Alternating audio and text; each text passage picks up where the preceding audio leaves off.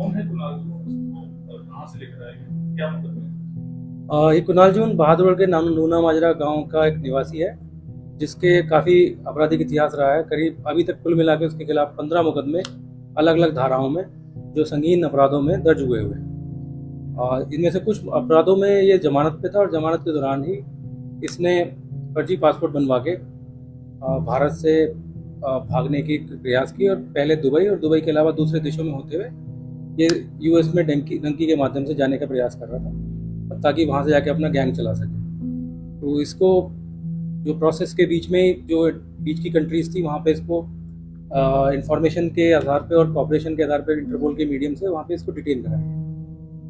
और डिटेंशन के बाद में उसकी फर्दर जो कार्रवाई है, उस कार्रवाई के आधार पे, एक्स्ट्रेडिशन रिक्वेस्ट के आधार पे इसके खिलाफ संबंधित देश कजाकिस्तान में कार्रवाई चल रही थी। उसकी अप्रूवल के बाद में इसको हिंदुस्तान लाया जा सका।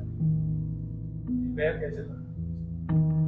ये 1 सितंबर को यहाँ दिल्ली से शारजा की फ्लाइट से गया था, उसी पासपोर्ट का इस्तेमाल करके। उसके बाद में करीब 27 सितंबर तक ये शारजा दुबई में रहा। उसके बाद में फर्दर दूसरे अन्य देशों जैसे अजरबैजान और कजाकिस्तान में इसके द्वारा कुछ समय बिताया गया था। और ये कजाकिस्तान में अरेस्ट होने से पहले इसका इरादा आगे यूक्रेन जाने का था, और यूक्रेन के बाद आगे फर्दर यूएसए के लिए डंकी रूट से जाने का।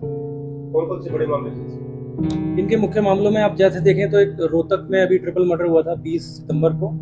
उस ट्रिपल मर्डर में इसके द्वारा खुद क्लेम भी किया गया था, बाकी लोग सारे में। उस ट्रिपल मर्डर में जो दूसरे विरोधी ग्रुप था सुमित पिलोट्रा, उसके 3 लोगों की मृत्यु हुई थी, और राहुल बाबा गैंग का उसमें ना हाथ सामने आया था। तो राहुल बाबा का निकट संबंध सहयोगी है, उसका साथी है, उसके गैंग के साथ काम करता है। इसके अलावा इसने एक बहादुरगढ़ में भी एक आदमी को गोली चला के धमकी देने की एक घटना और अपराध दर्ज हुआ था, उसकी तफ्तीश की गई है। उसमें इसका रोल और भूमिका जो है संदिग्ध है, जिसके बारे में हम लोग अभी आज गिरफ्तारी डाल के रिमांड लेके उसके बारे में पूछताछ करेंगे। पूछताछ करने के बाद में इसमें स्थिति और साफ हो जाएगी। ये अभी पूछताछ की, क्योंकि 1 साल से करीब इसका डिटेंशन का पीरियड बाहर है। तो इस बीच में क्या इसने फ़ोन किए हैं, नहीं किए हैं, क्योंकि वहाँ इवन डिटेंशन के दौरान क्या इसको जेल के अंदर मोबाइल की सुविधा थी या नहीं थी, ये चीज़ अब पूछताछ के दौरान चेक की जाएगी। एक बहादुरगढ़ के ही एक मुकदमे में ये एक्सटॉर्शन के मुकदमे में पहले गिरफ्तार हुआ है, और इसके अलावा आर्म्स एक्ट के कई सारे मुकदमे हैं। और इवन प्रिजन के रहने के दौरान मोबाइल का इस्तेमाल का मुकदमा भी इसके खिलाफ दर्ज हुआ था। इनाम का भी मुझे कोई इस तरह की सूचना नहीं है, मगर इसकी गिरफ्तारी के लिए STF की तरफ से, बहादुरगढ़ पुलिस, झज्जर की पुलिस की तरफ से विद डिफरेंट एजेंसीज, और ख़ासतौर पे इंटरपोल चैनल्स और जो एक्सट्रेडिशन के अलग अलग चैनल्स हैं, उनका पूरी तरह से इस्तेमाल किया गया। लगातार कोऑर्डिनेशन में, मेहनत से, डॉक्यूमेंटेशन से इसकी बाहर इंडिया लाने के लिए जो प्रयास जारी किए जा रहे थे, वो वाकई बहुत तेज़ स्पीड से और गंभीरता से किए जा रहे थे। तो इसकी वजह से ये संभव हो सका है कि इतने कम समय में एक अपराधी जो कि विदेश में जाके शरण प्राप्त करने की कोशिश कर रहा था, उसको यहाँ लाया जा सका।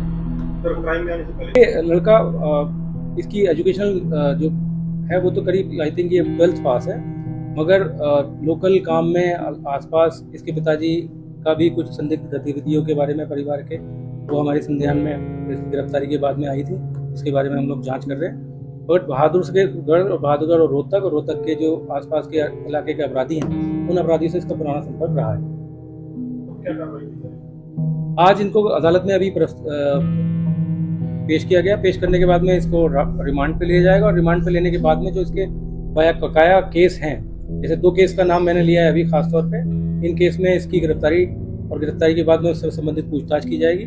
इसके अलावा बाकी जो मुकदमे में जिनकी इसमें तारीखें तोड़ी हैं और वहाँ से ट्रायल के दौरान तारीखों को पेश नहीं हुआ, उसमें सब में ये भगोड़ा अपराधी घोषित किया हुआ है।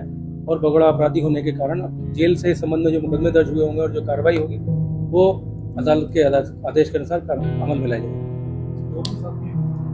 अभी ये तफ्तीश के दौरान क्लियर होगा कि इस फरारी के दौरान कौन उसको मदद कर रहे थे, इसका पासपोर्ट बनवाने में किन लोगों ने मदद की। एक मुकदमा इसके फर्जी पासपोर्ट के संबंध में STF बहादुरगढ़ उसकी तफ्तीश कर रही है, और उसके संबंध में हमने कुछ लोगों की गिरफ्तारी की है। मगर उसमें फर्जी दस्तावेज किसने बनाए थे और कागज़ किसने बनाए थे, इसके संबंध में अभी तफ्तीश, इसकी गहन जांच की जाएगी इसकी मौजूदगी में, इसकी इंटरोगेशन के दौरान।